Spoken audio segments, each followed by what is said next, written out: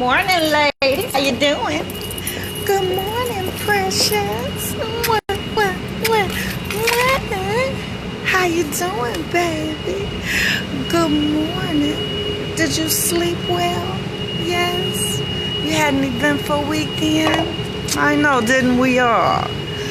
So yes, guys. Just wanted to make sure you was getting off to a good start. I know the hair. I know. I'm so fine. I know it's horrible. I am so fine. I had to get rid of the blonde. Yeah, they was like, you ain't in Cali no more. I'm like, I know. Let me get it together. So yes, guys.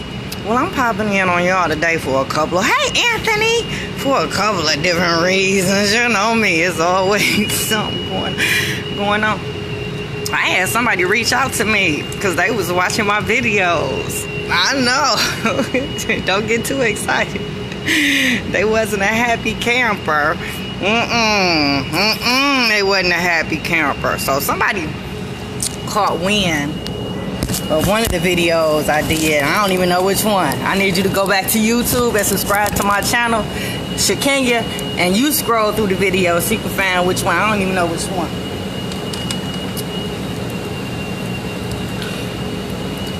But y'all know I have my number on everything, so they text me. They heard one of the conversations I had, because y'all know I always put my business out there, at least some of the business. And one thing I do know, if you put your business on social media, be prepared to be scrutinized, judged, questioned for what you post. I know. See, people bold as hell not. They'll come on your post and talk mess to you about what you post. So therefore, somebody text me and asked about my baby. They asked me, why is she over at daddy's house? And how did she get there?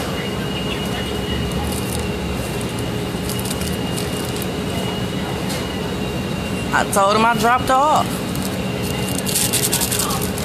So then the next text was like, so why you tripping? Hot damn. My text was, can we talk?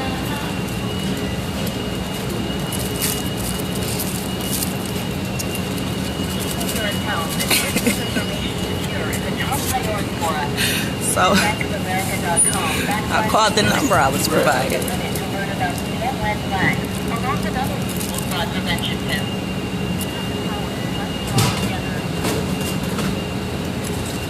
And Lord and behold,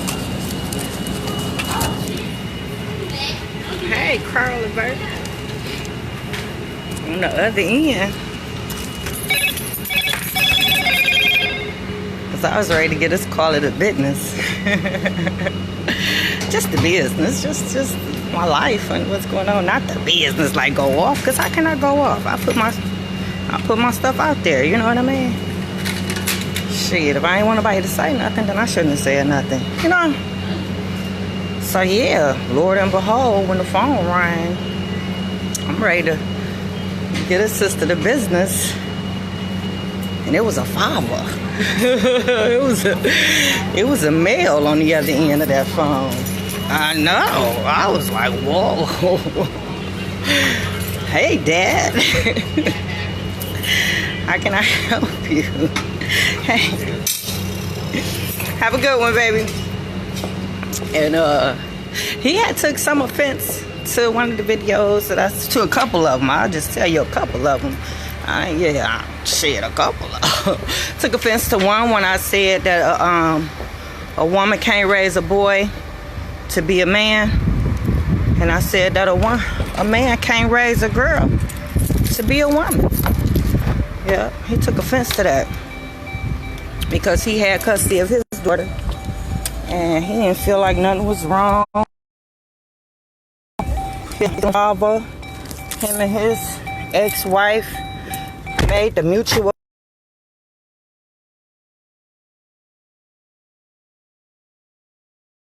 I'm looking for the thingamabob, guys, so that I can put you up on the thing. I know. I don't know. The phone clip, so I can put you in the vent. So I can talk to you. I guess I'm gonna have to hold it. So yeah, so he took offense to that. He wanted me to kind of go a little bit deeper in that, because that was a situation where, you know, him and the ex-wife decided upon it being the best for the baby, for the living situation, as far as where the babies go to school and all that stuff. And I, you know, and I get that. And I heard this whole spiel, you know what I mean? And I get that. But at the end of the day, whatever I say on these videos, I pretty much stand by it, guys. You know, some of the stuff be ad-lib and right off the cuff. But some of the things I actually think about before I come on in the morning to talk to you guys, because I know that people watch the videos and come back and have questions, and I'm okay with that, you know. So in this particular instance, I can understand him feeling some kind of way. And then he touched back on the fact of me feeling some kind of way about the situation with my daughter and her staying with her dad. And so, you know, I didn't have a problem. I had a few minutes to kill. I wasn't doing nothing for real, you know. And I politely let him know that that's wonderful. That's wonderful that you and your wife were mature enough to be able to decide what was the best for that baby. And if that baby girl's best interest, best everything is better staying in your home, and you guys are okay with that, hey, that's a wonderful thing. That's all I'm trying to get people to recognize in one of these parent workshops, you know? So that's a beautiful thing. But in my situation, it was not the case. For years, we have joint custody of the baby. So therefore, the baby has always stayed with me during the week and stayed with him on the weekends and partial to summer, you know. And that was an okay arrangement, I thought. We both had her. She respected and loved both of us. We both did things for her, you know. I don't think we were duplicating too many services, but it was a few, you know. But for the most part, you know, he might make a couple of parent-teacher conference meetings that I didn't make, but I might have made every single basketball and volleyball game, you know. He probably only made the championships. As to where for cheerleading, he probably was at every football game. I probably only came for the cheerleaders and the championships, because that was something he had to race. My thing was, it was a mixture of duties to where we both are in her life, playing major roles in her life. When she have award ceremonies, we both are there. While she accept her certificate and her trophy, we both were present at every one. So I say all that to say it was no need for a change or a shift in where she lives primarily during the week.